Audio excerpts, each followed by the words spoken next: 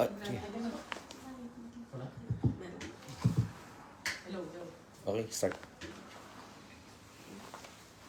Welcome and good evening to you all, my brethren, and to our beloved online viewers. How has our week been? Has it been blessed? Yes. I would like to extend a heartfelt welcome and honor to each and every one of you in our Bible study tonight.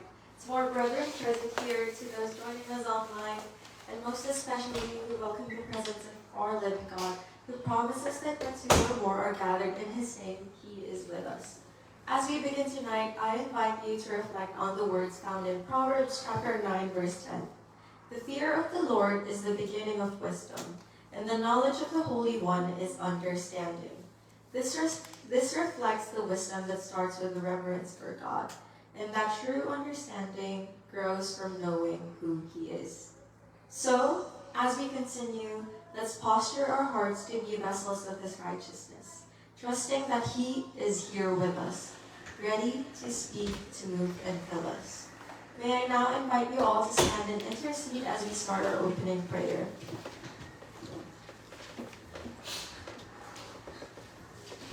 Yes, Lord, Father God in heaven, we praise you, we thank you, and we honor you for tonight, Lord God. Lord, we thank you for opening this household once again, for using it mightily for our Bible study tonight. Continue to bless our hearts and anoint us, Lord. Bring your Holy Spirit upon us, and may we encounter you tonight, Lord God.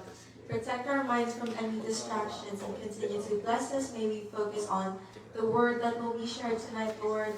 We also lift up in prayer, O God, for our mouthpiece for tonight, and for our workers, for our servants, O God. Continue to make us as strong vessels, O God, for tonight, Lord. Continue to bless us and be with us as we learn your word, O God. We thank you, Lord. We bless your holy name. We dedicate the rest of this Bible study, and we claim victory. In Jesus' name we pray. Amen. Amen.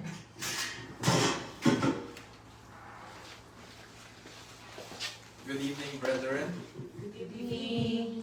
As we offer our worship to God, let us always be reminded that God has never failed us, not even once. In every season, whether in joy or in hardship, His love, provision, and faithfulness have remained constant. Even when we were lacking, He was always there, forever constant. He is always the same yesterday, today, and forever. So today, as we worship, let's lay aside every worry, fear, and burden. Let's open our hearts in gratitude, knowing that we serve a God who never fails. Let us sing, Hindi Ka Nakulang.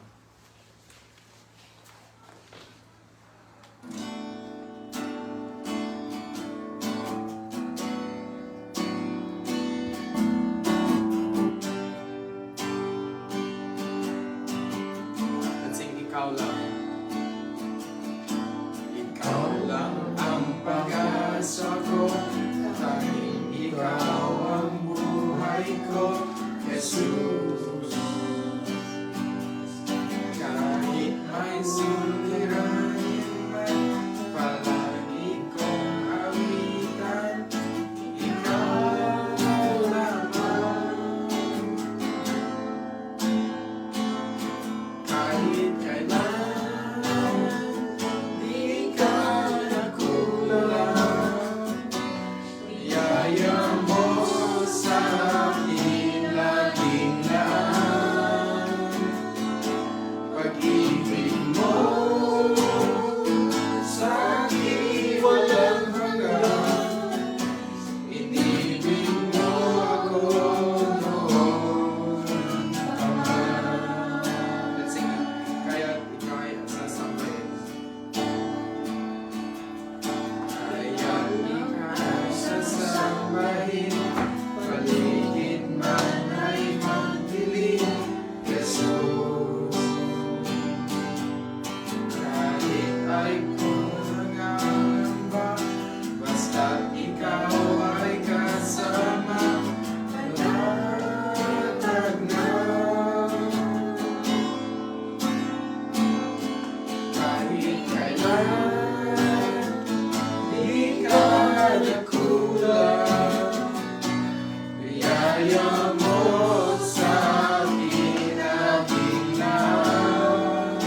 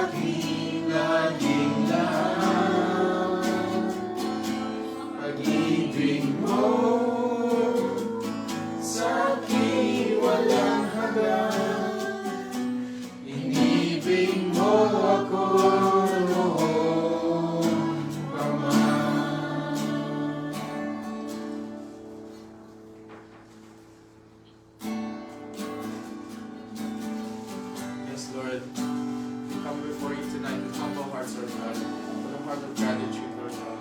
Because we know that you were there for us in every single season, Lord God. You were forever constant, Lord God. We thank you for never failing us, Lord God. For your biggest sacrifice, Lord God. For our sakes, Lord God.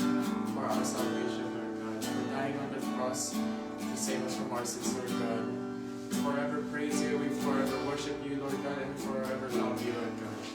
We pray this, Lord, in Jesus' name we pray. Amen.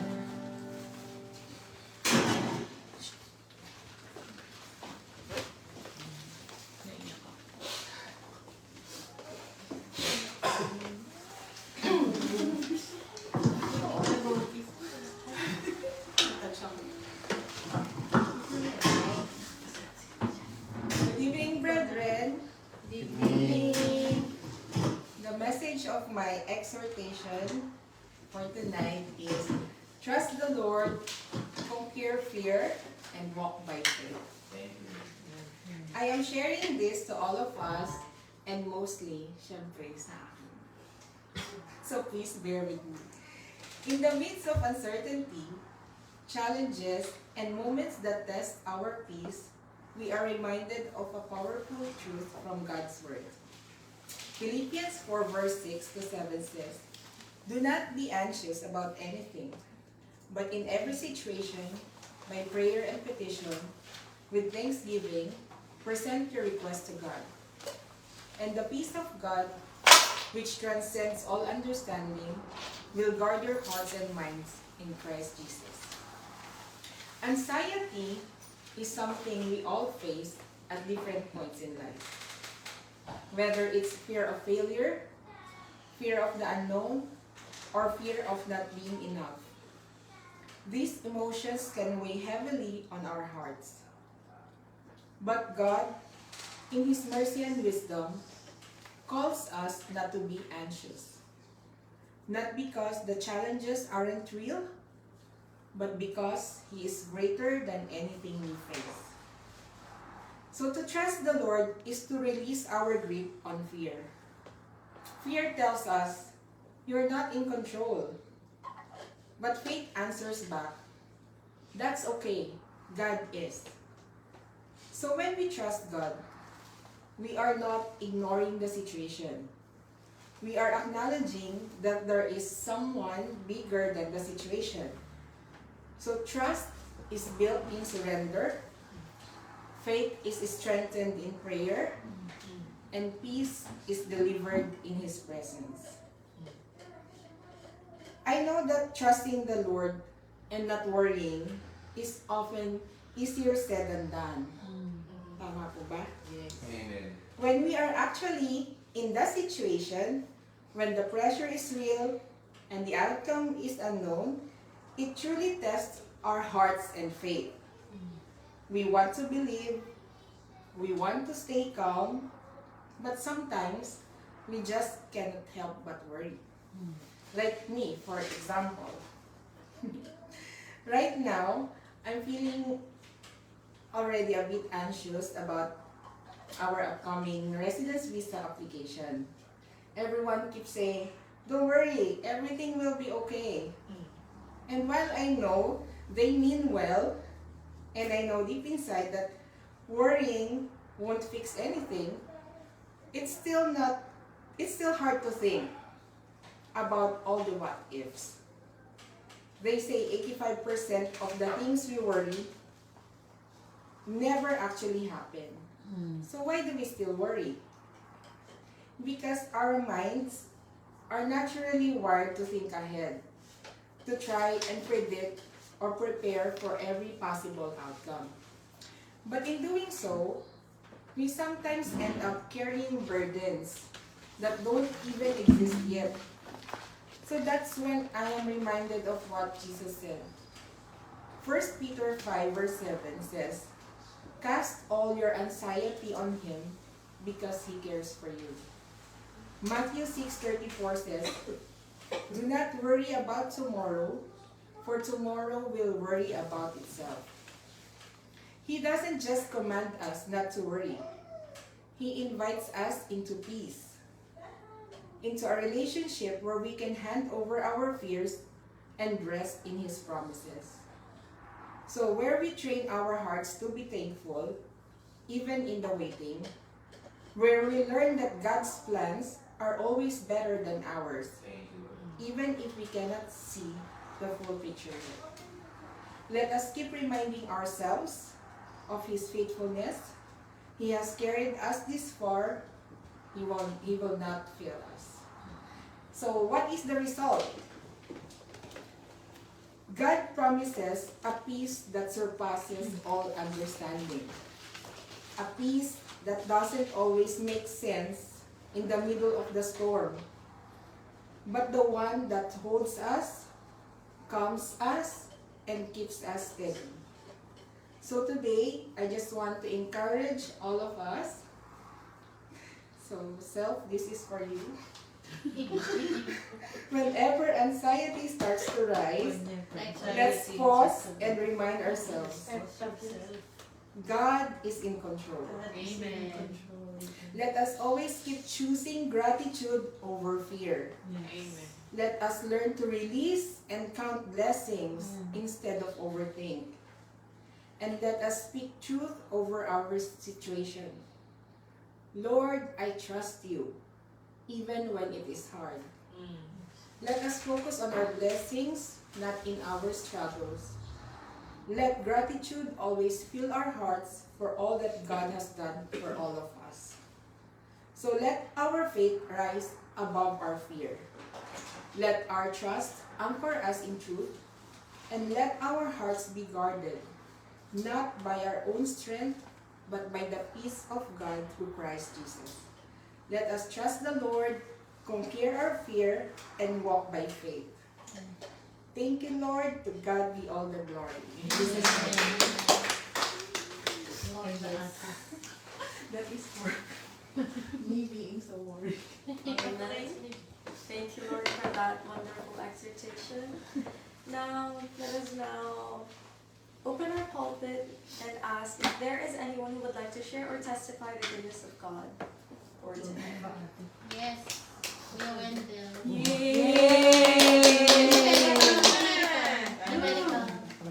Dominica? Oh, Amen. you should share. Next week siguro. No more? Okay.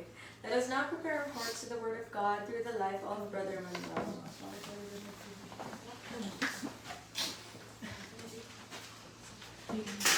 Amen.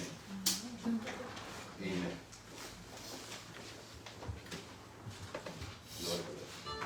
That's my. Yes, amen. Glory to God. We give glory for that exhortation. That sometimes we just overlook those things, the unmerited blessings. And we have to have the attitude heart that we need to be grateful despite of what we are enduring, whether it is personal or related to work, but let us focus our eyes and fix ourselves to the Lord. Amen. So tonight we will hello. So tonight we will continue our study about the Shepherd's Book. And we are already in chapter 6. Glory to God. So last chapter 5 was, anyone can remember? Chapter 4. We are in chapter. Okay, sorry. We are in chapter 4 last week. So, you remember what's the chapter 4? The cross. Amen. Glory to God. So, I think all of us knows what has Jesus Christ, what has He done, when He shed the blood, died on the cross, and the enforcement of it, why we have been redeemed. And tonight we will go to chapter 5, and we will talk about, actually that was chapter 6, sorry, should be chapter 6, my apologies. So tonight we will discuss about the blood of Christ. So in this study we will read a lot of scriptures, so we can understand fully more what's the importance of the blood of Christ. Amen? So, before I start, let's bow down our heads and pray. Lord, Father God in heaven, in your name, through your name, and in Jesus, through your name, Jesus Christ, and through your Holy Spirit, we come before you with humble hearts, Lord. We ask for your anointing, Lord, clarity on the message you're going to reveal to us, Lord, that there be no disturbance through this evening, Lord. All in your name will be lifted up and glorified. We pray this in Jesus' name we pray. Amen. So, my brothers and sisters, what is blood? What is the function of blood? The blood carries oxygen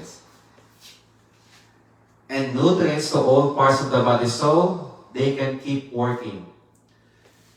The blood also carries carbon dioxide and other waste in our body, so it will be removed in our system. It will be going to our kidney and in our digestive system.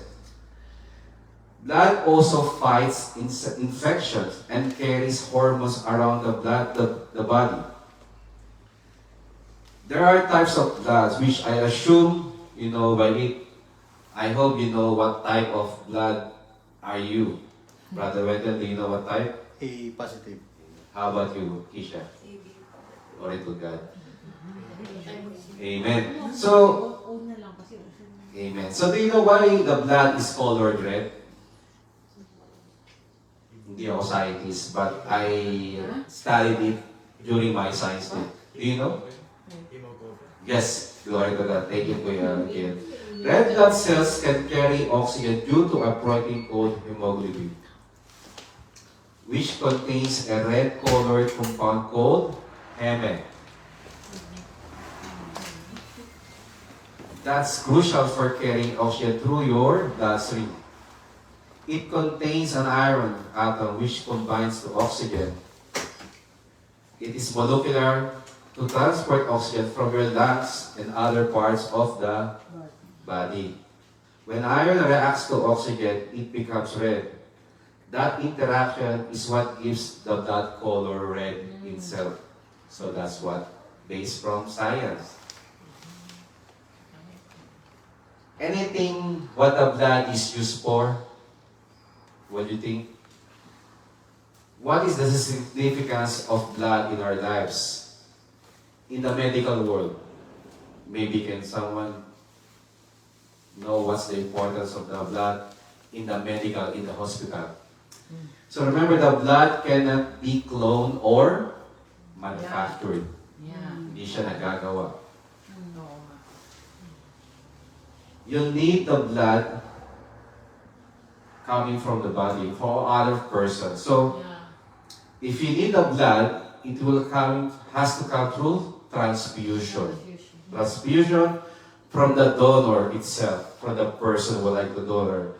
Have you ever done in your lab donating blood? Yes. So I believe some of us, because of the medical circumstance, they were not unable. But if you are able, give blood, donate blood. Amen. So, amen. So, literally, if you talk about biblically, what is the purpose of the blood of Jesus Christ? In Hebrews chapter 9, verse 22,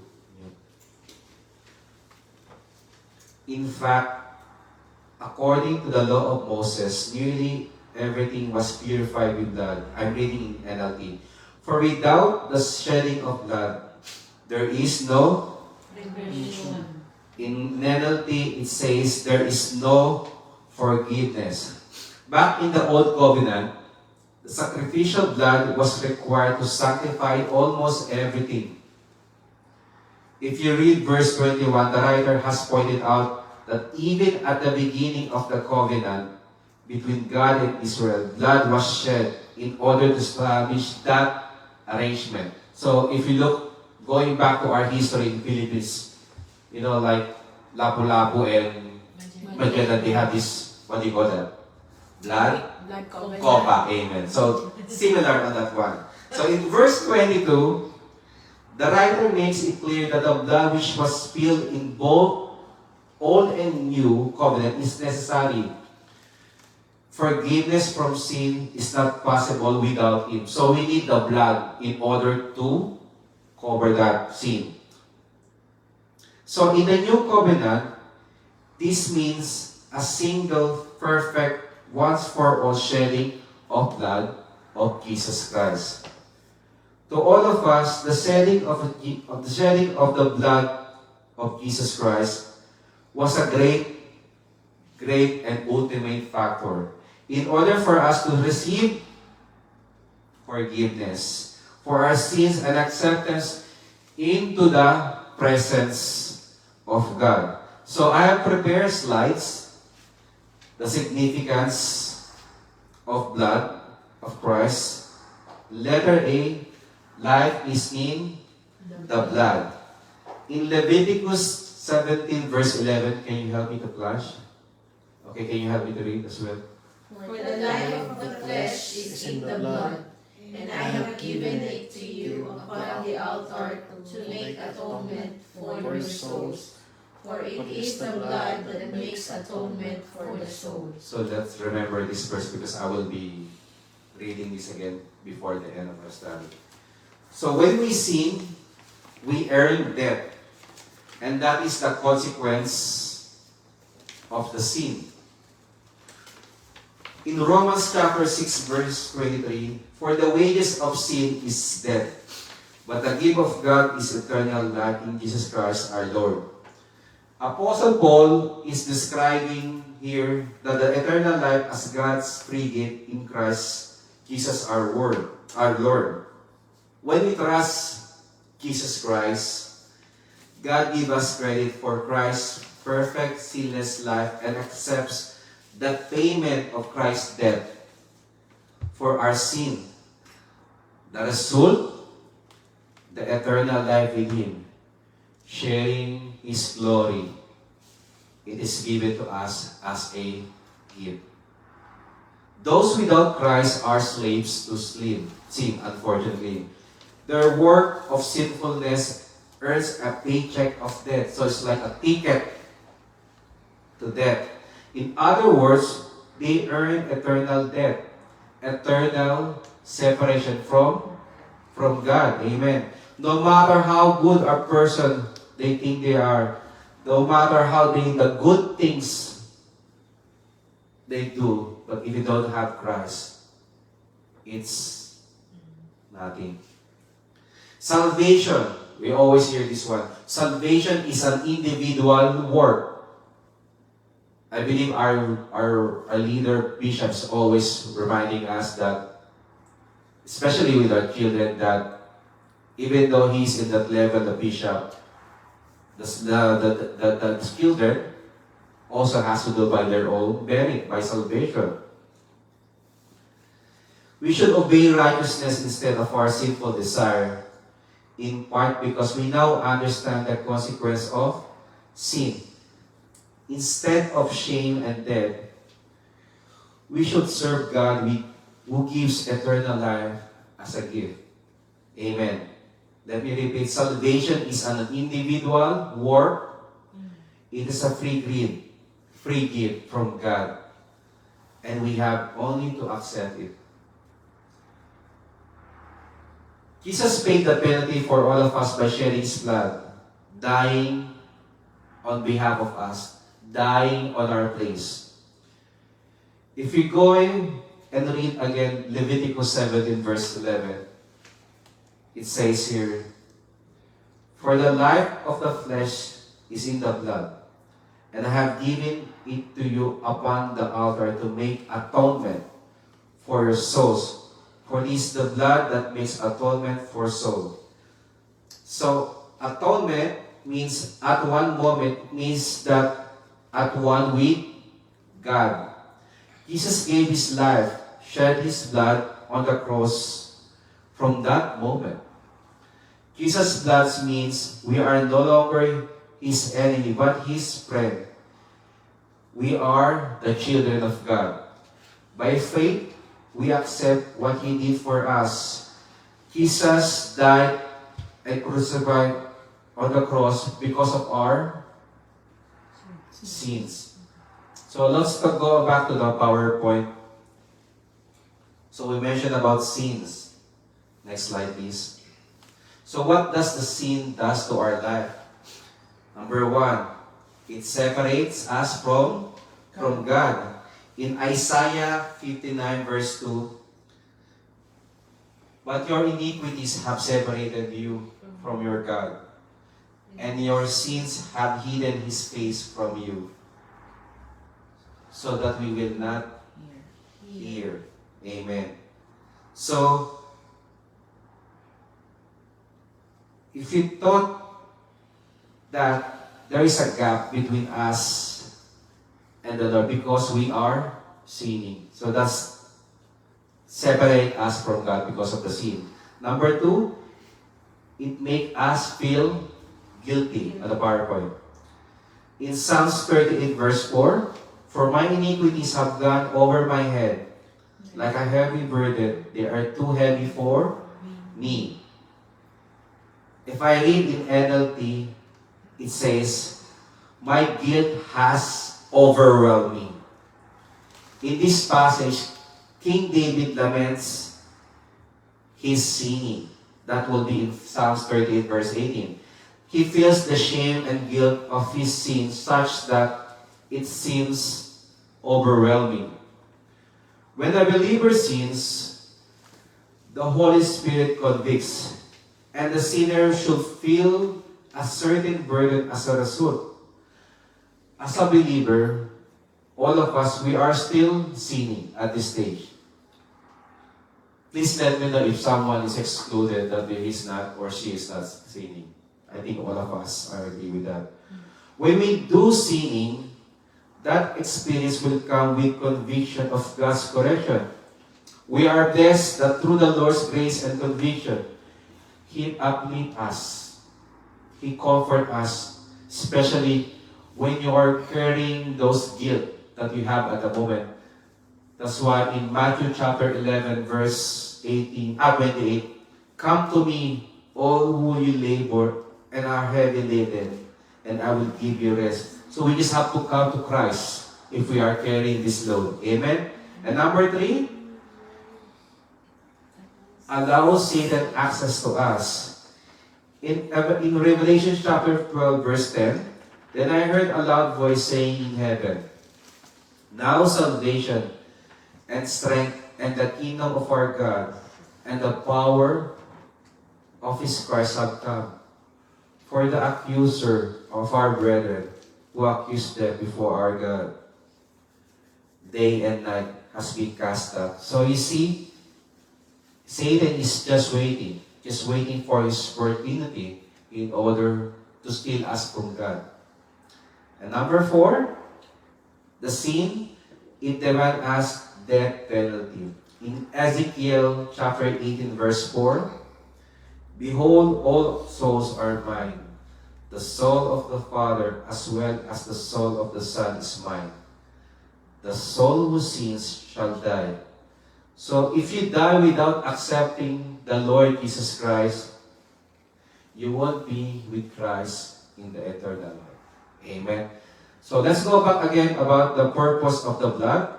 So letter A, life is in blood.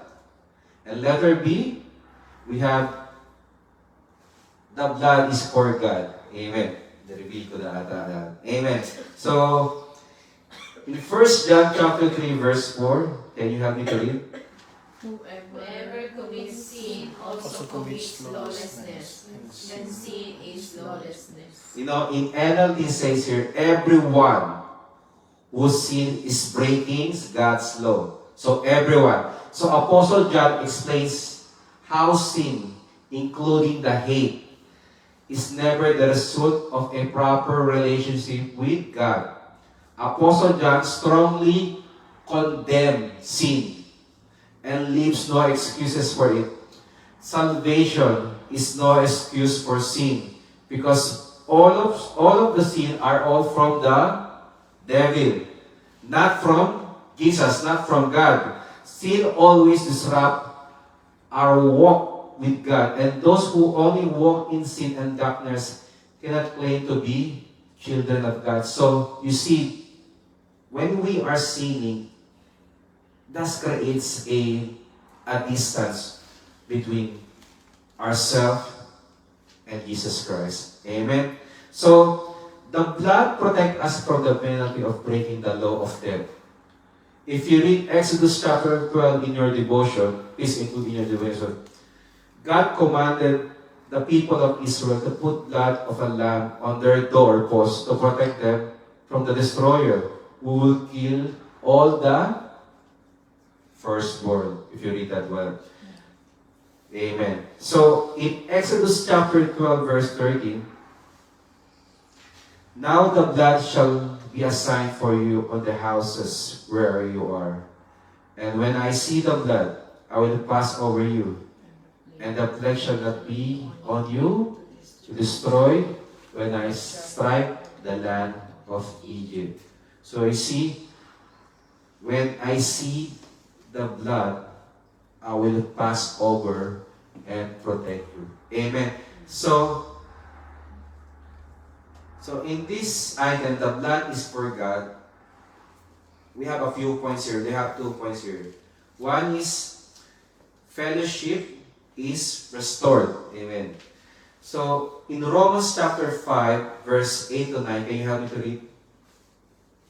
But God demonstrates His own love toward us, in that while we were still sinners, Christ died for us. Amen. And in verse 9, Much more then, having now been justified by His blood, we shall be saved from wrath through Him. amen. Can you see how Apostle Paul used justify in that context? Justified. Amen. It means declared or made righteous in the sight of God. We all know that we are not righteous. In order to be reconciled to our God, we need to be forgiven and declared as righteous. This is what it means to be justified, my brothers and sisters. On that act that Jesus done for us, we were justified by its blood when He was crucified on the cross. And His death for our sins on that cross. Those who are justified in God's eyes through faith in what Christ has done will certainly never suffer God's wrath for our sin. Those who are saved by grace through faith. Amen. So item number 2 in the blood for God, we are redeemed. Amen. So in Ephesians chapter 1 verse 7, in Him we have redemption through His blood, the forgiveness of sins according to the riches of His grace.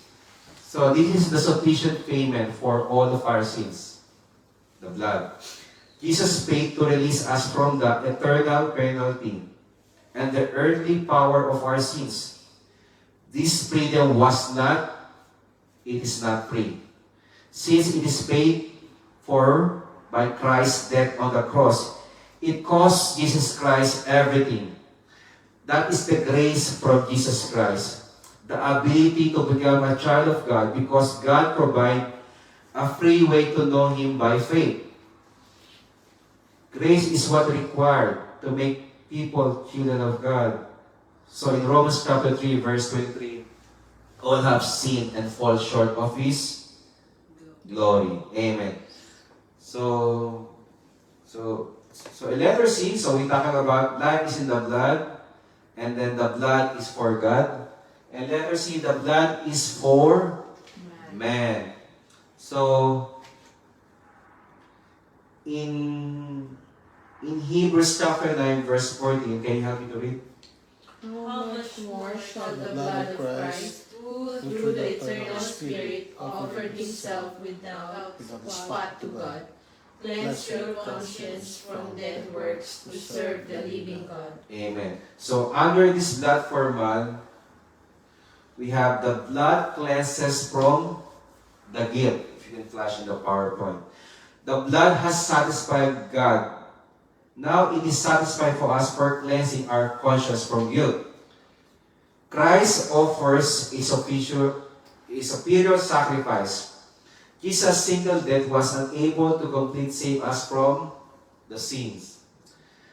The blood serves a profound cleanser for the guilt that weighs heavily in our hearts. The cleansing penetrates deeply into our conscience, allowing us to stand before God free from the burden of the past sin. So, even though in our previous sins that we have been committed, it has been taken by the blood of Jesus Christ. And also, this purification enables the believer to engage in our worship with sincerity and joy, fully aware of the grace that has been extended to them. So, once we have been purified, you will see the changes that will happen in your life. You have the joy now serving the Lord. Through the ministry, you will be chosen. So, it will reflect how you communicate and also your walk in the Lord. Amen. So, number one, the blood cleanses us from guilt. And then number 2, the blood sanctifies us. In Hebrews chapter 13, verse 12, and so Jesus also suffered outside the city of gate to make the people holy through His own blood. Amen. So, His blood has set us apart for His holy purpose, the divine plan of the Heavenly Father. This is essential for a life lived in alignment on God's permissive will. It also signifies a transformation that enables believers to reflect God's holiness in our everyday lives, in our day-to-day lives. Remember that, my brothers here. Empowering us, empowering all of you to live out our faith with integrity and purpose. We need to have some purpose in life. Amen. So number 3, the blood brings us close to God. Can you read Colossians 1, verse 20-22? And by Him to reconcile all things to Himself, by Him, whether things on earth or things in heaven, having made peace through the blood of His cross. Amen. The blood restores the relationship of the humanity and God, which was fractured because of the sin. So, when we commit sin, it has given a crack in our relationship to God. And that's why we need the blood of Jesus Christ. It also serves as a bridge that brings us closer to our Creator, offering intimacy and fellowship that we were once lost. So once we are lost because of sins, the blood helps us to reconnect us to Jesus Christ. Amen. And number 4, the blood gives us boldness to enter God's presence. Amen. So, in Hebrews chapter 10, verse 19-22, can you help me to read? Therefore, brethren, having boldness to enter the holiest by the blood of Jesus, by a new and living way which He consecrated for us, through the veil that is His flesh, and having a high priest over the house of God. Let us draw near with a true heart in full assurance of faith, having our hearts sprinkled from an evil conscience, and our bodies washed with pure water. Amen. So, it illustrates the confidence of the believers we can have when we approach our living God. The blood of Christ offers us a new life for us to enter into God's presence without fear or not being hesitant. It gives us an assurance that we are welcome into communion with God, cleansed and made worthy by Christ's sacrifice on the cross. And lastly, we enter to Him boldly, but without harshly. So, amen. So, number 5, the last one. The blood perfect us in the sight of God. In Hebrews chapter 10, verse 14, for by one offering He has perfected forever those who are being sanctified. Amen. Perfected believers in the sight of God. It eliminates the need for repeated sacrifice and the ritual cleansing. Back in the day, probably we have this kind of ritual cleansing that we are doing. The ritual. So we have to be reminded of that, the truth of that, this was being ratified. Amen. So it is a gift of grace granting believers, assuring their standing before God. Amen. It also signifies a completed work that frees them from anxiety of striving for righteousness on their own. So I remember what the exhorter said, the anxiety. So it's helped that to eliminate those things. Amen. So we are in letter D now. So letter C was the blood is for man. And letter D, the blood is for the devil. So Satan's most strategic activity is in this age is as the accuser of the brethren. And for us to sway the side of God. So number 1, the blood puts God on man's side against the devil.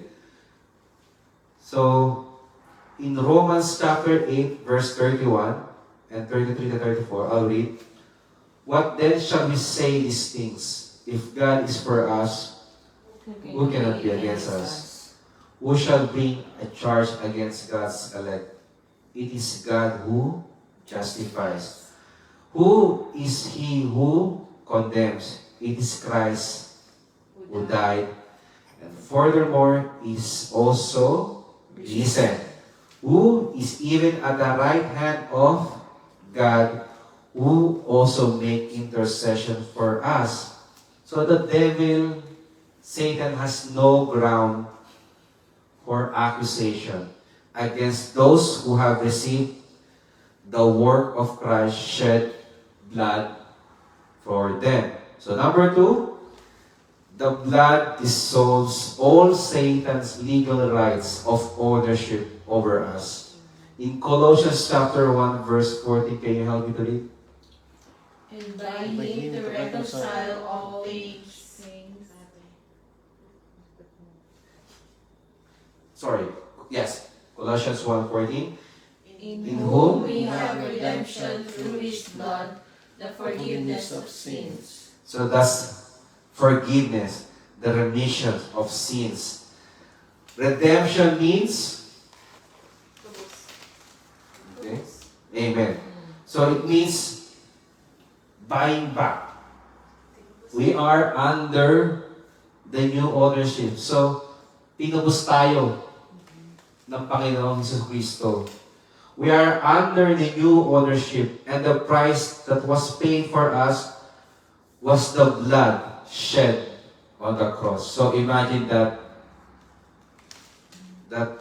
it's resolved all those things that Satan has imprinted to us, maybe previously or currently, and that dissolves because of the blood of Jesus Christ. So remember that we have redeemed by the blood of Jesus Christ. Amen?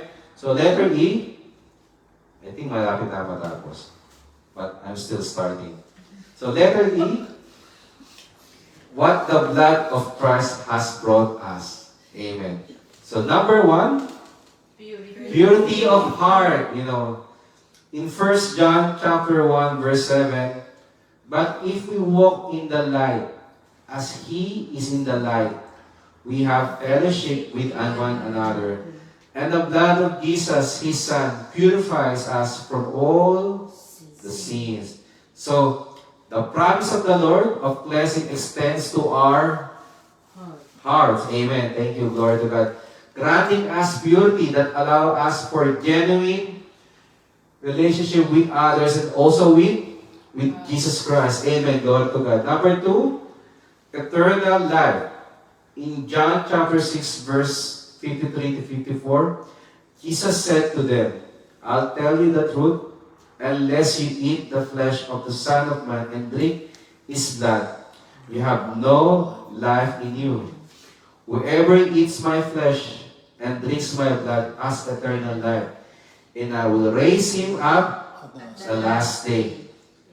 So, this is the promise for the believers, which is to dwell with Almighty God. Amen. So, because in eternal life, we will meet our Savior Jesus Christ. Number 3, approach to God. In Ephesians chapter 2, verse 13, it says, But now in Christ Jesus, you who once were far away, have been brought near by the blood of Christ. Amen. So it emphasizes the blood of Jesus Christ invite us to a relationship with the God, overcoming the barriers of distance created by sin. Amen. Glory to God. We need to close the gap that are better. So, as I mentioned, the sin is always the hindrance and barriers connecting with God. Amen. Glory to God. Also in Revelation chapter 12, verse 11. And they overcame him by the blood of the Lamb and by the word of their testimony. And they did not love their lives to death. It illustrates the believer's triumph over adversity through the blood of the Lamb, through the blood of Jesus, highlighting the strength and the victory we can found in Jesus Christ. Amen. I hope you learned something, my dear brothers and sisters. But let me go to my conclusion and our commitment.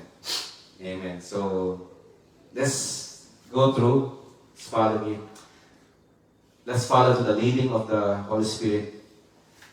Now we pray that we understand now what's the shedding of blood of Jesus Christ means to all of us. To Satan, we should make a commitment to share with others the truth concerning the blood of Christ. We should remind ourselves most of the time of the covenant of God has for all of us to forgive our sins and cleanse us from sins and protect us from Satan's harm. So Satan is just waiting for that opportunity. That's why we need to always guard our heart and be Spirit-filled. All of us in this house, in this room, we are work in progress. We are not perfect. Amen. In our daily lives, in our daily activities, day to day, of course, we need the strength. We need the energy. In order for us to get us going in our routinary life, we need energy. And that is, what energy do we need? We need food. We need spiritual food. And we need physical food. So, spiritual food, how can you obtain? Through, amen, through the Bible, through the Word of God. While the physical food, it has the nutrients that our body needs, that our body lacking, that we need in our day-to-day lives. We should also be mindful of what food we are taking, consuming in our mouth.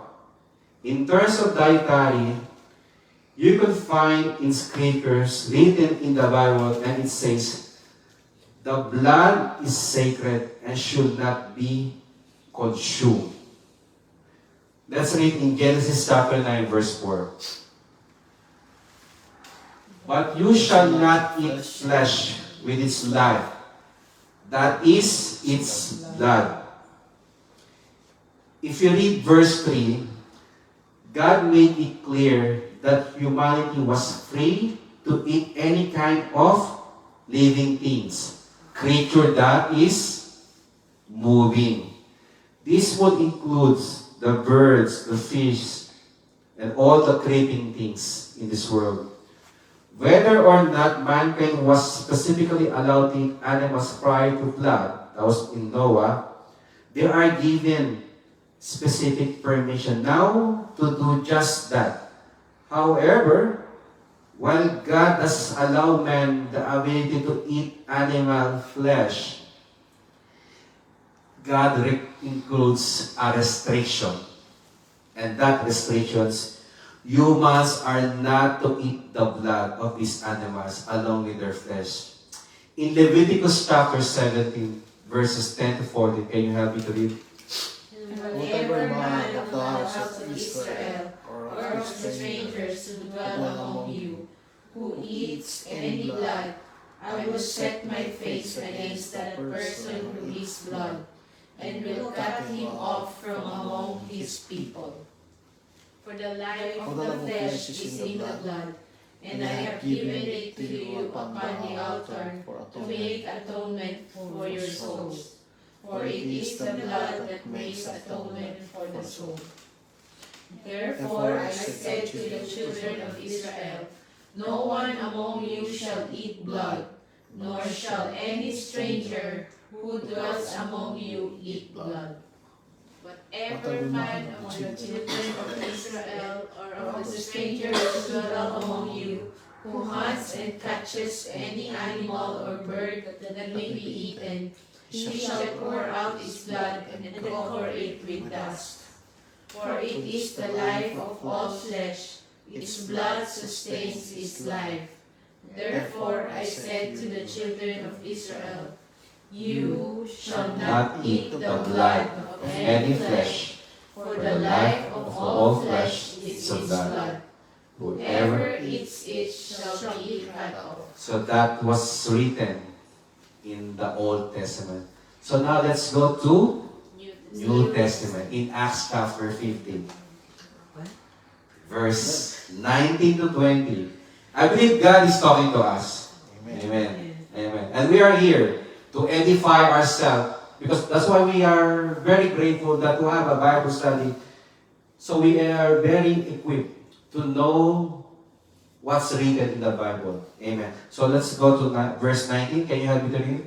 Therefore I judge that we should not trouble those from among the Gentiles who are turning to God, but that we write to them to abstain from things polluted by idols, from sexual immorality, from things strangled, and from blood. Also in verse 29 and 20 and 29, that will be the last one. For it seemed good to the Holy Spirit and to us to lay upon you no greater burden than these necessary things, that you abstain from things offered to idols, from blood, from things strangled, and from sexual immorality. If you keep yourselves from these, you will do well. Farewell. Farewell. So that was written in the Old and New Testament. So there are important truths that has been communicated here. The blood is sacred because it represents life. When blood is when the blood is shed, life is being relinquished. Jesus Christ's blood was shed on the cross of Calvary. This deep respect for blood is the first step in a long process establishing the symbolism of Christ's sacrifice for human sin on that cross. My brothers and sisters, I am not here to judge anyone in this room. Your views about partaking or consuming to eat the blood. I stand firm on what the Scripture says, and as a follower of Jesus Christ, the importance of blood. And I'm refraining myself by all means, knowing and unknowing, in consuming through food, through blood. My brothers and sisters, we are living under the grace of our Lord Jesus Christ. We have liberty in Christ. You know what's the meaning of liberty? Right to choose. Yes, amen. In Romans chapter 14, verse 19. Can you help me to read? Okay, I'll read. Therefore, let us pursue the things which is make for peace, and the things by which one may edify another. Amen. So I will read in different in NLT. Let us therefore make every effort to do what leads to peace and mutual edification. Other people may have different convictions about food and drink. And in that case, we voluntarily limit our freedom in order to better serve them and God. So I said, serve them. Serving them meaning God is using all of us in order to minister or encourage that person, the lost soul, to win so they will encounter the Lord Jesus Christ. So we are doing evangelizing this person. At one day you are praying that in their perfect time, they will encounter the Lord Jesus Christ. I hope you get what I'm saying, my brothers and sisters. As we continue our walk with the Lord, we will encounter these scriptures written in the Bible about the blood. Let me say it again. We live under the grace of our Lord Jesus Christ. But time will come as we go deeper, reading the Bible, knowing Him. There will come a time that there will be a strong conviction. Amen. Glory to God. Either you resist or follow what God is leading to you. Embracing the significance of Christ's blood allow us to walk boldly in faith, assured of our place in God's family, and the eternal life awaits us. So my brothers and sisters, let's have a devotion. Devotion that we are allocating a time, not we are trying to read the Bible when we are free, but a devotion that this is my time for you, the Lord, to know His purpose until He reveal to us why, what is leading to us. I pray that,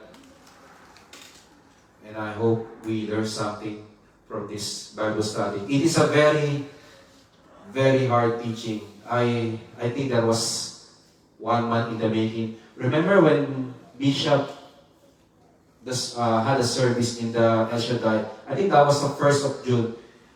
He talked about the blessing from the blood. So it's just reconnecting.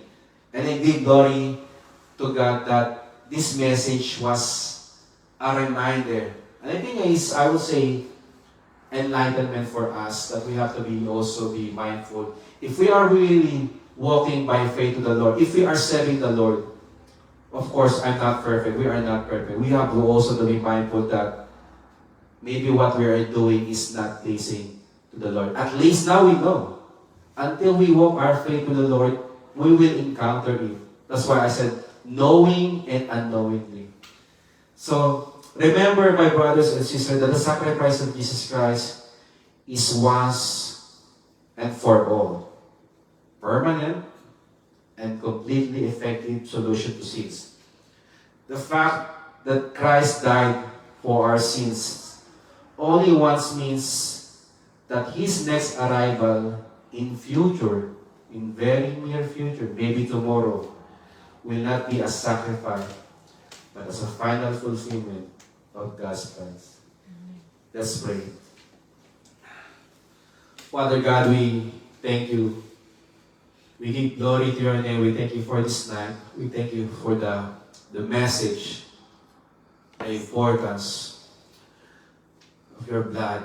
The blood that's been shed on the cross for us to be purified and cleansed, reminding us, Lord, the goodness that you have done for us. I pray, Lord, that whatever we learn tonight, Lord, we will apply, starting with, Lord. We will walk by faith, Lord. We will put in our hearts the importance of what you have done on the cross and the blood has been shed from your body. We give glory to you, Lord. We thank you for this night. We thank you for the people who are listening to this Bible study, Lord. May I give them the edification that we need, Lord. The conviction that we need. A reminder for us that when we are serving you, Lord, we need to be purified. And that is through your word. Thank you, Lord. Thank you, Jesus. We give you glory. In Jesus' name we pray. Amen. Amen.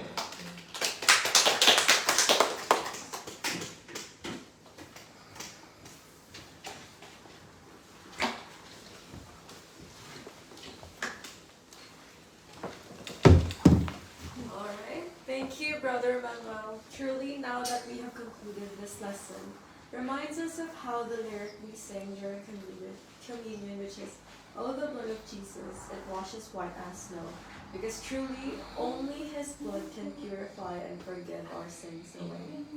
Announcements, prayer meetings every Thursday, Bible studies every Friday, and glory to God as we have now our newly renovated church for our Sunday services weekly. To our online viewers, thank you for joining us. We love you with the love of the Lord, and we'll see you all next week.